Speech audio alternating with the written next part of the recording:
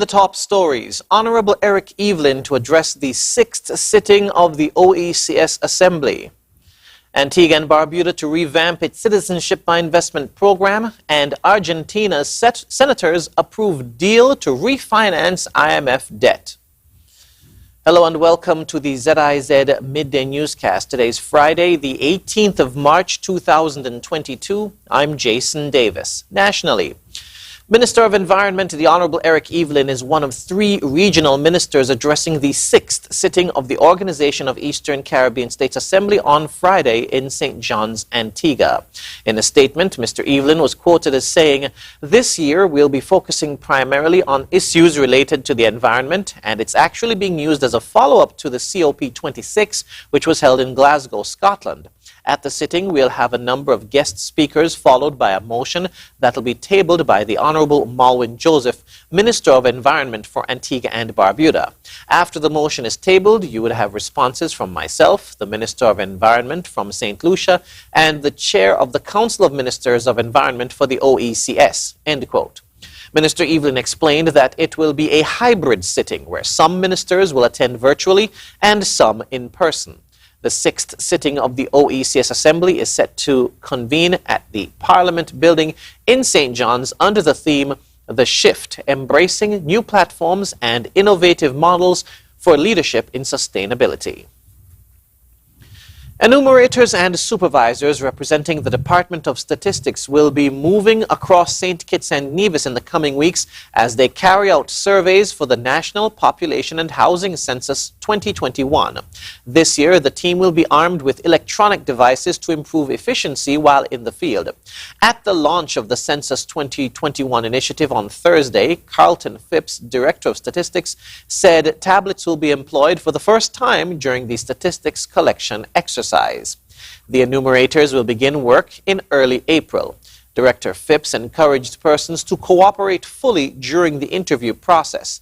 The information is used for sound policy making and strategic planning by various government agencies. It also allows private sector and non-governmental organizations to make appropriate marketing and development strategies, and provides general information about the population to interested individuals, as well as local, regional, and international organizations.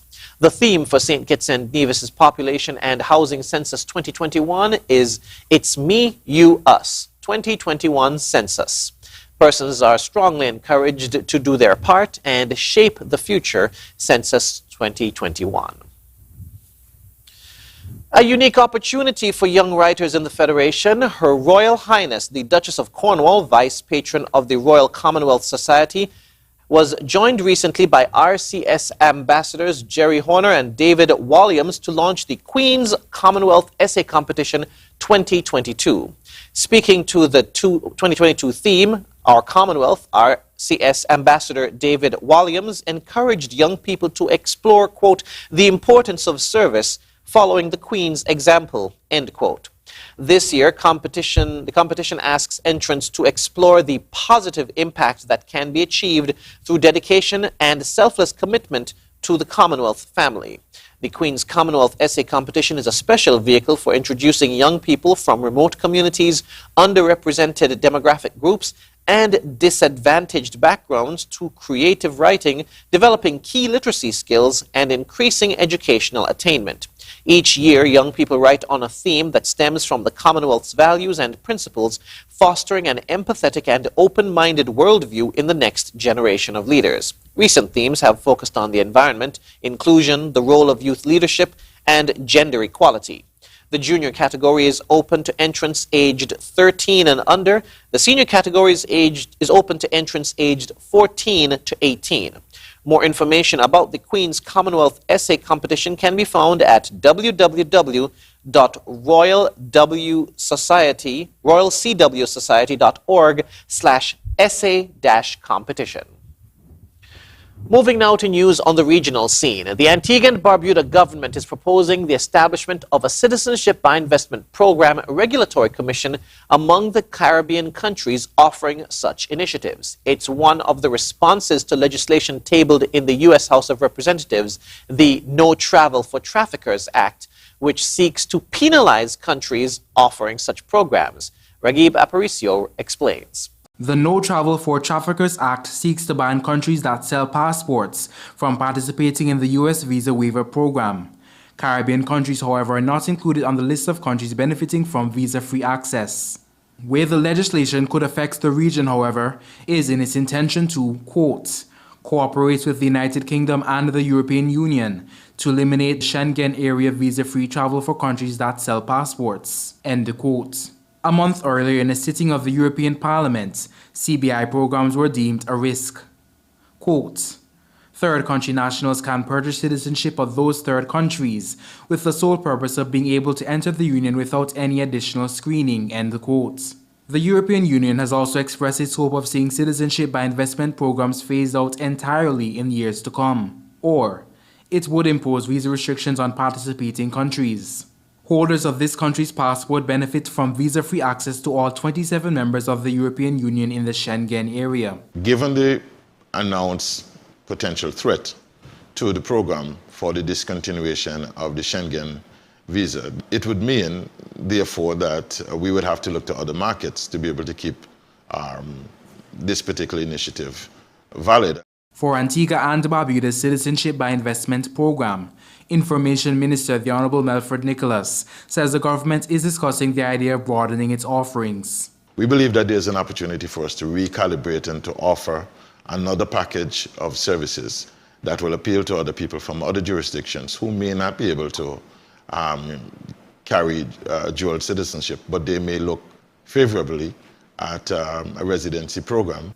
Cabinet has agreed to amend the law to rename the Citizenship by Investment program to the Residency and Citizenship by Investment program. Minister Nicholas shares who the country intends to attract with the residency components. Could be professionals working in other jurisdictions who can provide virtual services, who may wish to contemplate working in an environment that is more leisurely or perhaps maybe more attractive to their own health.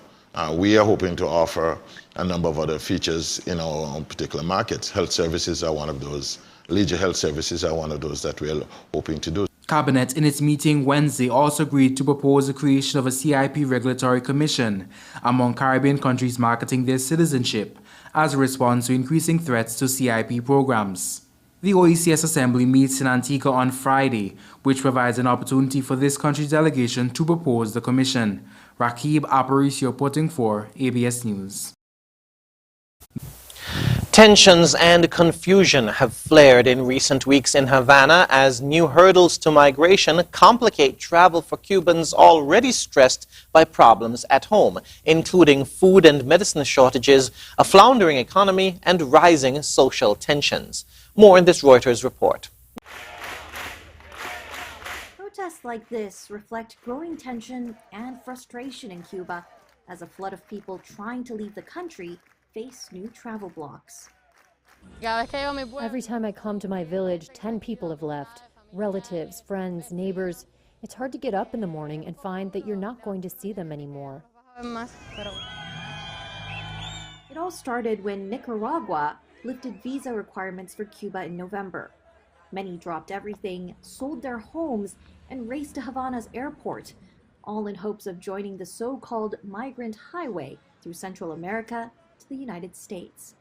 But that in turn led to soaring airfares along with fresh visa requirements in travel hubs like Colombia, Panama, and Costa Rica.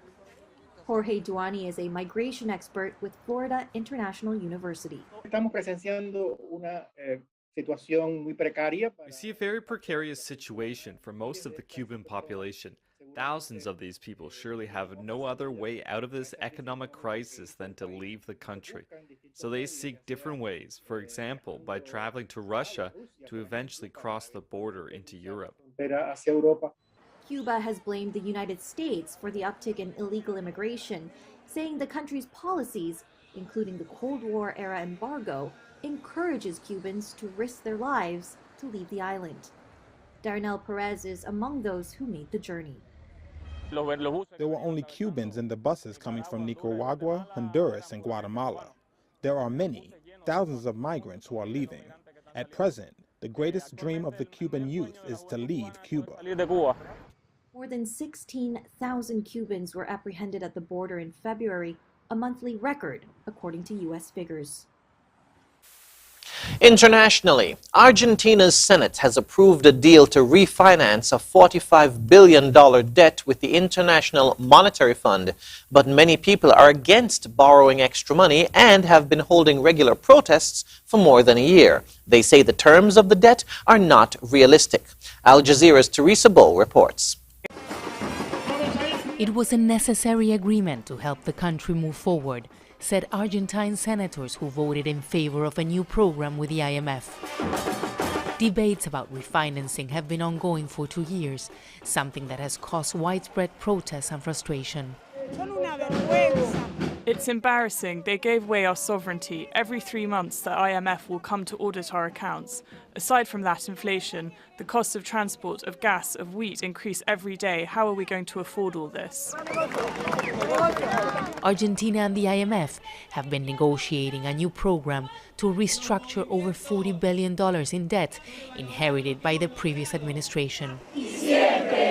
Argentina will have to pay over $2 billion next week. This vote in the Senate was crucial to prevent a default. The government says that an agreement with the IMF is crucial to stabilize the economy that is currently struggling with exchange rate controls, inflation rates and poverty rates. But these people here say that an agreement could force the government to implement austerity measures that will have an impact in their lives. President Alberto Fernández managed to convince the opposition to vote in favor of an agreement that gives the country a 4-year grace period, but aims to reduce the deficit and cut down energy subsidies that cost the country over $10 billion a year. What we are doing here today is preventing greater suffering, and this is the importance and the tragedy, because an agreement with the IMF prevents an economic calamity. And that's why we are doing this today, against the clock and with lots of responsibility. But the process highlighted tension between President Fernández and Vice President Cristina Fernández de Kirchner, who questioned the terms being negotiated with the IMF. In the past weeks, the war in Ukraine has pushed up commodities prices and inflation has gone up even further. Economists say the agreement goals will have to be revised. When Argentina signed the agreement, everything got worse. The price of energy went up, the price of gas went up, so all the objectives will have to be updated. Growth, inflation and deficit and everything is getting worse, because that's happening around the world. The problem is that here we have a chronic problem. The agreement must be approved by the IMF board. But analysts say the deal will not solve Argentina's endemic economic problems that have left millions living in poverty and looking for solutions that never seem to arrive. Teresa Bull, Al Jazeera, Buenos Aires. Nigeria's inflation rose by 0.1 percentage points to 15.7% in February, the Statistics Office said, after fuel shortages increased transport and other costs, while the war in Ukraine is expected to drive up the price of imports such as wheat. More in this Reuters report. At the newly juice company in Lagos, they're feeling the squeeze as the cost of fuel spirals in Nigeria. Inflation has been in the double digits since 2016, but now Russia's invasion of Ukraine has added to volatility in financial markets, sending commodity prices higher and affecting logistics. Chinyere Onya is head of quality, production and procurement at Newly Juice, which also owns a chain of restaurants. She says diesel forms a huge part of their operation expenses, but the cost has tripled in a matter of weeks. It's gone from 215 to 680, so it's a lot on our side. And then you find also that the national grid power has not been very stable for a very long time, so we're forced to use diesel, and it's not a good time for business. Inflation rose by 0.1% in February to 15.7%, according to the Statistics Office. Fuel shortages stoked transport and other costs. Meanwhile, the war in Ukraine could drive up the cost of wheat imports in the coming weeks. Wheat was Nigeria's second biggest import during the fourth quarter after petrol, the Statistics Office said. Newly Juice regular Hansen Unnadi says he thinks businesses have, so far, been shouldering the cost. But chances are that if this continues for a longer period of time, the price of food will definitely have to go up. And when that happens, the business might experience less customers. You might end up spending less money and time buying food outside, and everybody loses.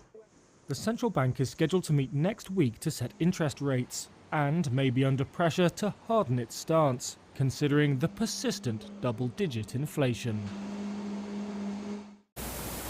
And now for the weather. Current conditions are fair skies. The temperature for today is 28 degrees Celsius or 81 degrees Fahrenheit. Winds are a gentle breeze of 12 miles per hour from the northeast.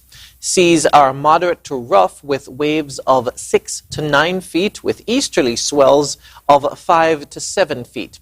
A high surf advisory remains in effect for the eastern coastlines and a small craft advisory remains in effect for open waters on the Atlantic side of the islands. The weather forecast in St. Kitts and Nevis for today and tonight will be partly cloudy and breezy with a 60% or moderate chance of showers. Sunset today will be at 6:22 p.m., sunrise tomorrow at 6:16 a.m. And that brings us to the end of the ZIZ Midday Newscast. Join us this evening for these stories and more in detail. Thank you for tuning in. I'm Jason Davis.